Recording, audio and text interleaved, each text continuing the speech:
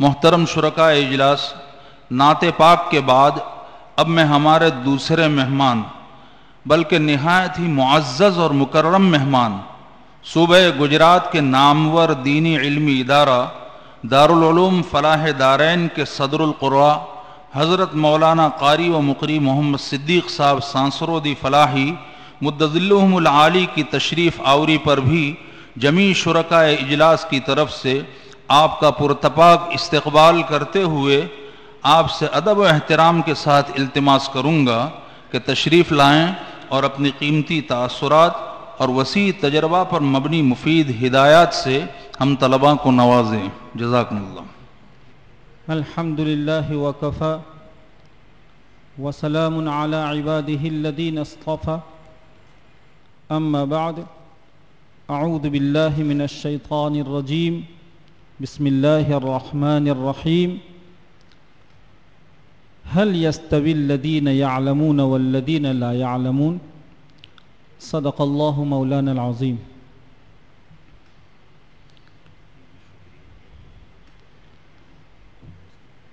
گلشن کی فضا صدیوں جنہیں یاد کرے گی، ایسے ہمارے اکابر بالخصوص صاحب معرفت نمونہ سلف ہم سب کے بڑے اور محسن حضرت صدر گرامی، اور اسی طرح طالب علمی ہی کے زمانے سے الحمدللہ جن کی قدم بوسی کو اپنے لیے سعادت خیال کیا ہے اور جن کی خدمت کو بجا لانا آج بھی اپنے لیے شرف خیال کرتا ہوں، ایسے میرے محسن و مربی اور جن کی تربیت اور جن کے احسانوں کا برسوں سے ممنون ہوں، ایسے حضرت الاستاذ دامت برکاتہم، اسی طرح بڑی تعداد میں یہاں موجود اصحاب علم و فضل اور سرکار دو عالم صلی اللہ علیہ وسلم کے معزز مہمانوں، اس کریم ذات کا ہم دل کی گہرائیوں سے شکر بجا لاتے ہیں کہ جس کی کرم فرمائی ہی کی بنیاد پر ایسی مقدس اور پاکیزہ مجالس کا انعقاد ممکن ہوتا ہے، اور ہم جیسے شرکاء کے لیے ایسی مجالس میں شرکت کر کے استفادہ ممکن ہوتا ہے۔ جس مجلس میں ہماری عزیز اپنے سال بھر کی بہت عمدہ کاوشوں کو بڑے جاذب انداز میں اور کامیاب انداز میں یہاں پیش کر رہے تھے، تلاوت میں باعتبار ادا جو کمال، جو نفاست، جو نزاکت اور جو ناپتل دیکھا اس نے متاثر کیا، اور اسی طرح لہجوں کی جو ترتیب، ظاہر بات ہے لہجوں کی ترتیب اور اس کی عمدگی وہ کسی کے دل کو تڑپا دیتی ہے اور کسی کے دل کی دنیا بدل دیا کرتی ہے۔ بہت مبارک ہو میرے عزیزو، بہت مبارک ہو۔ ہم آپ کی اس عظیم کامیابی پر اور مسابقے کی جو ہے وہ حیرت انگیز کامیابی پر آپ کو، آپ کے اساتذہ کرام کو اور ارباب انتظام کو بہت مبارکباد پیش کرتے ہیں۔ بہت مبارک ہو میرے بھائیوں۔ اس کے ساتھ ساتھ ہم اپنے دل کی ایک بات جو آپ عزیزوں سے پیش کرنا چاہ رہے ہیں، بھائیوں، جیسے آج کے ہمارے اس ناظم جلسہ نے جلسے کی نظامت کے عنوان سے بہت اچھے پند و نصائح فن کی مصطلحات میں پیش وہ کر رہے تھے، وہ ہمیں پیغام کے طور پر دیے جا رہے تھے، وہ ہم یہ درس دے رہے تھے کہ کسی بھی فن کا کمال اور اس کی بقا کو التزام و مداومت چاہیے۔ ترقی کبھی آدمی حاصل کر لیتا ہے، لیکن ترقی کی نعمت کی حفاظت بھی اس کا ذمہ ہوا کرتا ہے۔ جب ہمارے یہ ناظم صاحب اتنے اچھے کلمات ارشاد فرما رہے تھے، مجھے یاد آیا کسی نے شعر لکھا، وَمَن نَالَ الْعِلْمَ وَذَاكَرَهُ، علم جس نے حاصل کیا اور مذاکرے کی، تکرار کی، مواظبت کی عادت ڈالے، وَمَن نَالَ الْعِلْمَ ذَاكَرَهُ حَسُنَتْ دُنْيَا وَآخِرَتُهُ فَأَدِمْ لِلْعِلْمِ مُذَاكَرَهُ فَأَدِمْ لِلْعِلْمِ مُذَاكَرَهُ فَحَيَاةُ الْعِلْمِ مُذَاكَرَتُهُ، علم کی حیات، اس کی زندگی مذاکروں سے ہوا کرتی ہے۔ جو عزیز ابھی زیر تعلیم ہیں وہ بھی اس بات کو گلے لگائیں اور اس کو گرہ کر لیں کہ علم کی بقا اور اس کی حیات مذاکرے سے ہیں، تکرار سے ہیں، مطالعے سے ہیں، انہماک سے ہے۔ اور ہمارے جو عزیز بہت اچھا علم لے کر، معیاری مشق لے کر یہاں سے جا رہے ہیں، ان بھائیوں کی خدمت میں بھی ہم عرض کریں گے کہ وہ درسگاہوں میں اپنے آپ کو بند کر لینا سیکھیں۔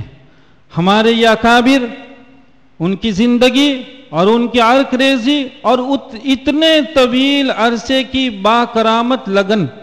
باکرامت واقعتاً یہ کرامت ہے، اتنے عرصے کی ایسی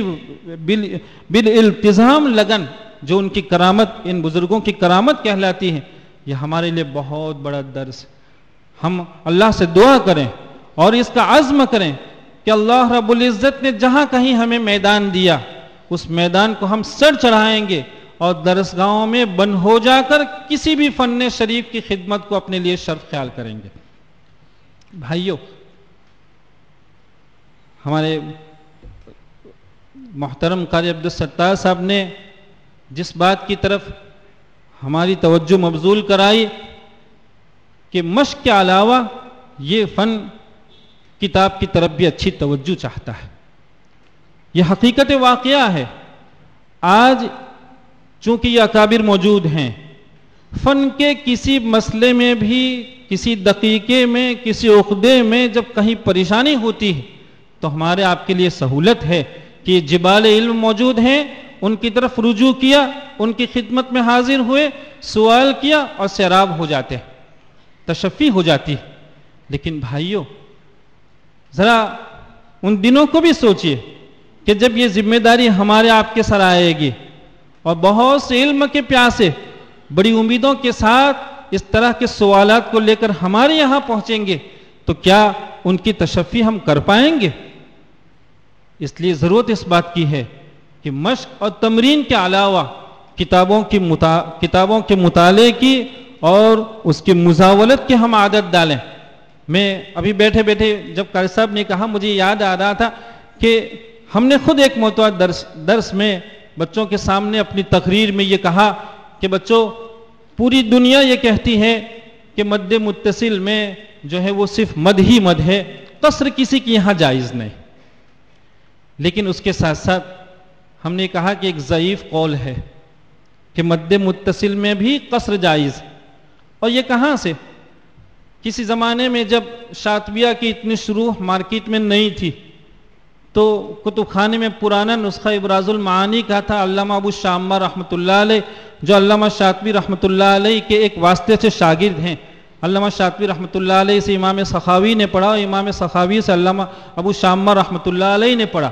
ان کی اتنی عمدہ شرح، بہت بہترین شرح ابراز المعانی، کسی زمانے میں حضرت رئیس الجامعہ دامت برکاتہم، اللہ تعالیٰ ان کو ہماری طرف سے بہت بہتر بدلہ عطا فرمائے، اور ان کی ترغیب پر یہ شرح کتب خانے سے لایا اور اس میں یہ بات دیکھی۔ انہوں نے مد متصل کے مد کو بیان کرتے ہوئے لکھا، وَمِنْهُمْ مَنْ أَجْرَى فِيهِ الْخِلَافَ الْمَذْكُورِ فِي مَدِّ كَلِمَتَيْنِ۔ مد متصل میں مد بیان کیا، مد منفصل کی مقدار کی تفصیل کرتے ہوئے اس میں قصر میں بھی بیان کیا، لیکن اس کے ساتھ ساتھ وہ یہ کہہ گئے کہ مد متصل میں بھی بعض لوگوں نے قصر کے جواز کو لکھا ہے، بعضوں نے اس میں بھی قصر کو جاری کیا۔ علامہ ابو شامہ رحمۃ اللہ علیہ جب یہ بات دیکھی تو ظاہر بات ہے جوان جو ہے وہ نوادرات کا شوق رکھتا ہے، جوان ذرا اس کے جذبات دوسرے ہوتے ہیں۔ تو ہم نے اپنے طلبہ عزیز سے کہا کہ بھائی ہماری نظر یہاں تک پہنچی کہ میں نے مد متصل میں بھی قصر کا جواز پایا ہے، لیکن بھائیو جب آدمی کتابیں دیکھتا ہے، جب مطالعہ کرتا ہے، جب ان نفوس قدسیہ کی صحبت میں بیٹھنے کو اپنے لیے شرف خیال کرتا ہے اور روزانہ بھیک کا کٹورا لے کر ان نیک نفوس مصنفین اور شراح اور مؤلفین کے یہاں جانے کا شوق رکھتا ہے، تو اللہ تعالیٰ پھر کسی بھکاری کو واپس نہیں فرماتے ہیں۔ چنانچہ پھر دیکھا المنجد المقرئین جب سامنے آئی، اس کو دیکھا تو اس میں علامہ جزری علیہ الرحمہ نے جن کی ذات بابرکت کو اللہ رب العزت نے اس فن کی تنقیح اور اس کی تحقیق ہی کے لیے منتخب فرمایا، ان کے ذوق تحقیق کو کون داد دے سکتا ہے، کس عبارتوں میں داد دے سکتا ہے؟ واقعتاً اس سے زیادہ تحقیق فن میں ممکن نہیں تھی۔ آپ تحریر فرماتے ہیں کہ مد متصل میں قصر کسی کے یہاں صحیح نہیں ہے، ہاں بعض لوگوں نے اس میں قصر کو لکھا۔ اصل میں علامہ جزیر رحمۃ اللہ علیہ کی تحقیقی نظر علامہ ابو شامہ کی اس عبارت پر پڑی، وَمِنْهُمْ مَنْ أَجْرَى پر پڑی۔ جزری تو بے چین ہوں گے، ظاہر بات ہے، ان کے تو مزاج میں تحقیق، وہ تو بال کی کھال نکالتے، وہ یہ تلاش کرتے تھے، ان کو اس کی تتبع ہوئی کہ وہ کون ہے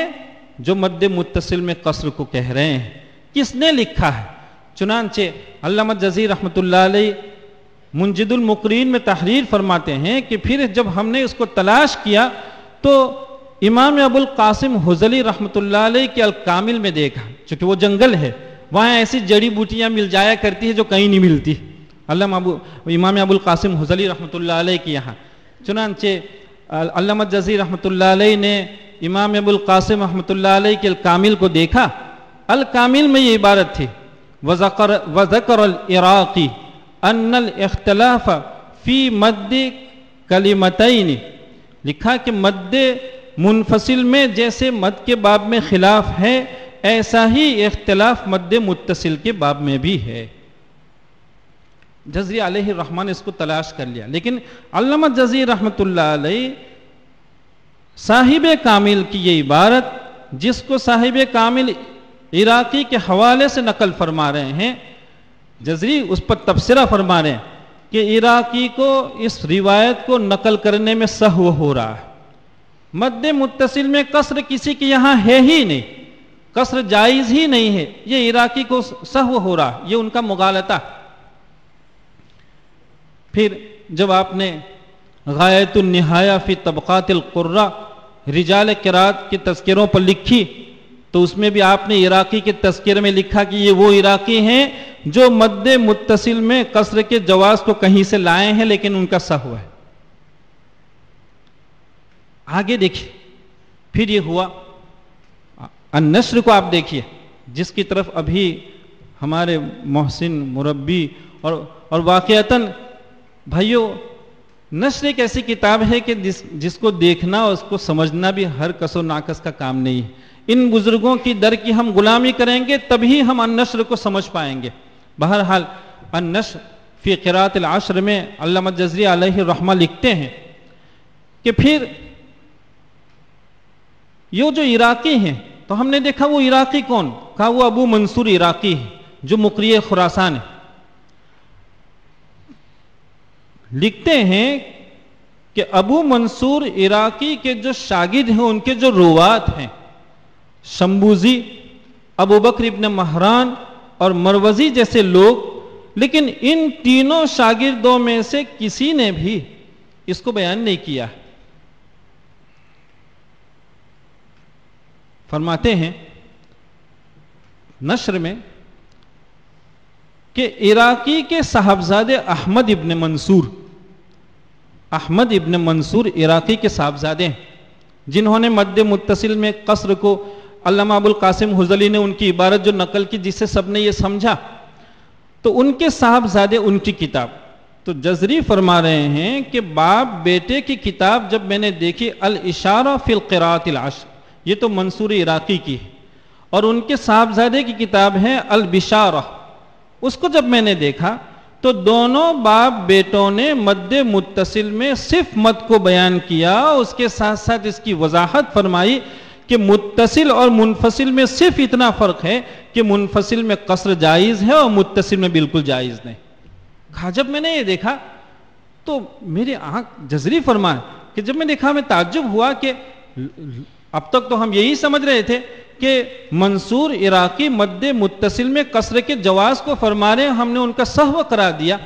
کہا ہم نے پھر کتابوں کو دیکھا تو کہا امام ابو القاسم حزلی رحمۃ اللہ علیہ کی کتاب کی اس عبارت کو ہم نے پھر دھیان سے دیکھا تو اس میں تو یہ تھا امام ابو القاسم رحمۃ اللہ علیہ مد متصل کی مد کی تائید اور تاکید کو فرماتے ہوئے یہ لکھ رہے تھے کہ مد متصل میں مد بیان کیا، اس کے درجات ہیں، کوئی طول سے مد کرتا ہے تو کوئی توسط سے کرتا ہے، اور توسط کے بھی درجات ہیں۔ تو یہ لکھ رہے ہیں امام ابو القاسم رحمۃ اللہ علیہ کہ مد متصل کے مد میں مراتب اور درجات ہیں، جیسا کہ مد منفصل کے مد میں مراتب و درجات ہیں۔ جیسے وہاں کوئی طول کرتا ہے یہاں بھی طول کرتا ہے، جیسے وہاں توسط کو بالاختلاف مقدار کی کمی بیشی کے ساتھ مد منفصل میں ادا کیا جاتا ہے، ایسا ہی مقدار کی کمی بیشی کے ساتھ مد متصل میں بھی توسط کو ادا کیا جاتا ہے۔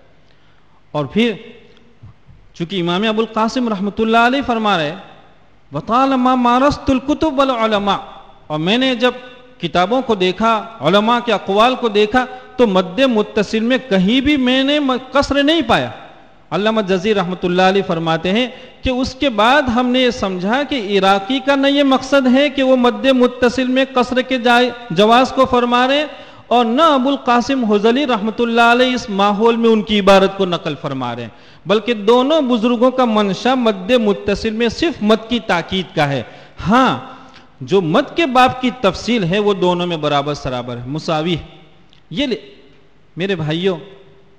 جب ہم نے اس بحث کو پڑھا تو اپنے طلبہ عزیز کے سامنے پھر ہم نے ایک مرتبہ تقریر کی اور ہم نے کہا کہ بچوں مجھ سے غلطی ہوئی ہے، اور ہم نے جب صرف ایک ہی کتاب کو دیکھا تھا تو یہ سمجھا تھا، لیکن اس کے بعد اب حقیقت آشکارا ہوئی ہے،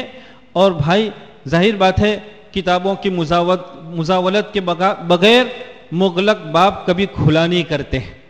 جو فن کے جو مغلق ابواب ہوتے ہیں وہ اوراق گردانی ہی سے کھلا کرتے ہیں۔ چنانچہ ہم نے طلبہ عزیز سے اس کی معذرت کی اور معافی کے بعد پھر مسئلے کی تحقیق کو پیش کیا۔ ہم آپ بھائیوں سے عرض کرنا چاہ رہے ہیں کہ بھائیوں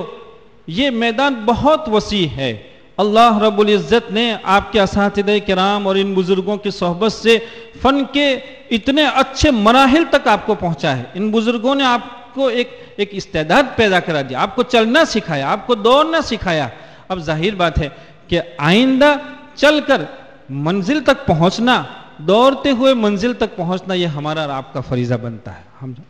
ہمیں اس کی ضرورت ہے کہ ہم ان بزرگوں سے اپنے رشتے واسطے کو مضبوط کریں، گاہے گاہے ان کی خدمت میں آئیں اور اپنے درجوں میں کام کرتے ہوئے جہاں کہیں ایسے اشکالات اور اعتراضات اور جہاں اس طرح کی پریشانیاں ہیں ایک کاپیوں میں اس کو جمع کیا جائے، پھر ان بزرگوں کی خدمت میں پہنچا جائے، ان کے سامنے ہم پیش کر یہ برسوں کے یہ پیے ہوئے لوگ ہیں، اور